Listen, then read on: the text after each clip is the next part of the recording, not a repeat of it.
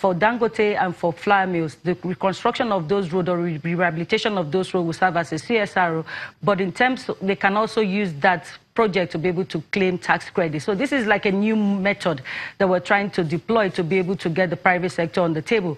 So that's on one end. But on the other end, we also have the PPP projects. We all know that PPP, they take a bit of a process. They take a bit of time. So for projects going forward, we're looking at the government also, maybe for the Lagos-Ibadan Express Road, for instance, we're looking at government, funding that road through budgetary allocation, and then when that road is fully built, then we can now concession the operations and maintenance of that road to the private sector. So we have different initiatives in which we are looking at in trying to be able to do the roads and leverage on private sector financing. But bottom line, there's no one size fits all. We're just looking at, talking to the different private sector participants to see which model specifically would help us to be able to achieve the rehabilitation and reconstruction of these key strategic roads. Well, Imeh, you just, since you talked about the Papa Wharf Road and all that, so we might as well just go take some sea trip together on this. Let's talk about the seaport facilities right there on.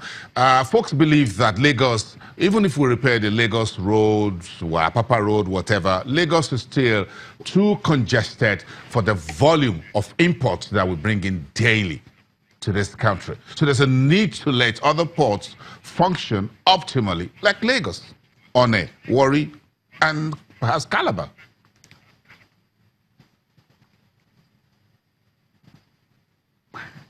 Yeah, Bosun, I totally agree with you. And if you check, in 2006, there was a port reform that was done where essentially we tried to liberalize the port sector, which also covers the ports in One, the ports in Port Harcourt, and then the Calabar ports.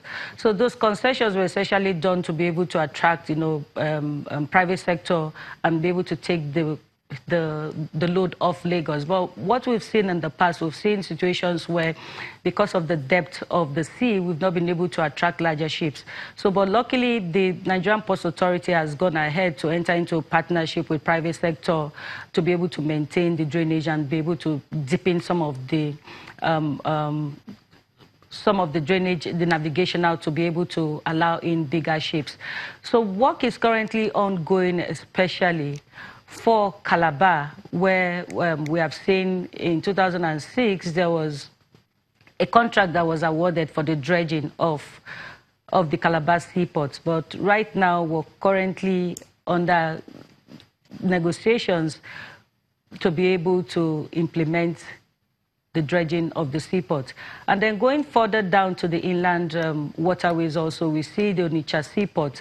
The Onitsha Seaport is an inland river port where we are also thinking if we're able to concession this to the private sector, we'll be able to get, some activity into the southeast region. So right now, for the Onitsha Seaport, we've received a lot of bids from the private sector. The bids have been evaluated, and we're waiting for approval from the key ministry to be able to open the financial bids. After the opening of the financial bids, we'll also be able to, go into the negotiation phase on the concession agreement to be able to hand the seaport back to the private sector. But bottom line, what we're trying to do here is to also introduce private sector participation into the inland waterways and into the inland waterways. Okay, let's round off this conversation in the housing sector.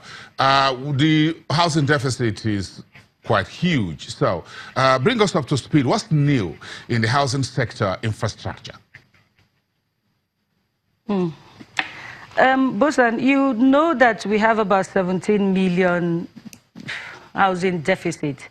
And what we've tried to do is we have several initiatives right now on ground. We have the initiative that is being run and led by the Ministry of Power, Works and Housing, where they're trying to have a national housing program to be able to also deepen, the construction of houses to allow people to own houses.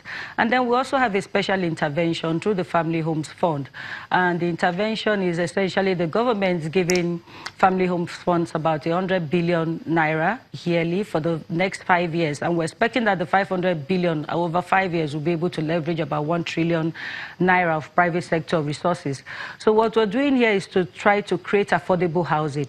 And in creating affordable housing, you have to consider mortgages. And from what you see, from your experience also, we see that the mortgage sector is literally non-existent in Nigeria.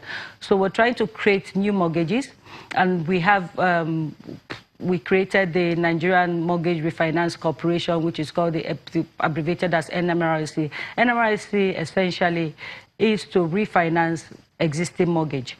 So we have NMRC to refinance existing mortgages for primary mortgage institutions, but we also have the issues of also originating the mortgage.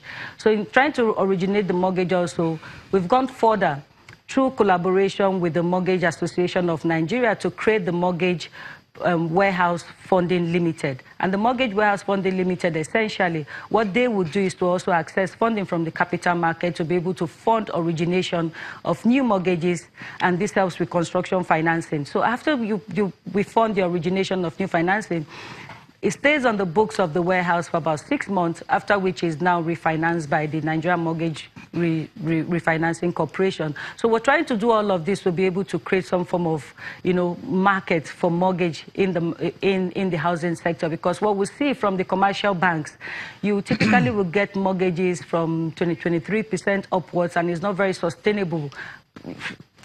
Largely, low-income earners cannot afford such mortgages. So going back to the Family Homes Fund, right now we have a pilot currently in Nasarawa State, where we've built houses that are as low as 1.9 million. Our range is to build houses from 1.9 million to about 9 million. And this would probably cover the bottom of the pyramid, people that cannot literally afford the expensive mortgages that we see in the commercial space right now. So we have about 200. That is really understandable. That's really understandable, Imeh Okon. We thank you for your time. My apologies. We need to end this conversation. Thank you very much on that note. We'll see what is going on in Nasarawa State with the housing pilot scheme that you talk about. Senior Special Advisor to the President on Infrastructure, Imeh Okon from Abuja Studios. Let's take a break. We'll be right back in 2.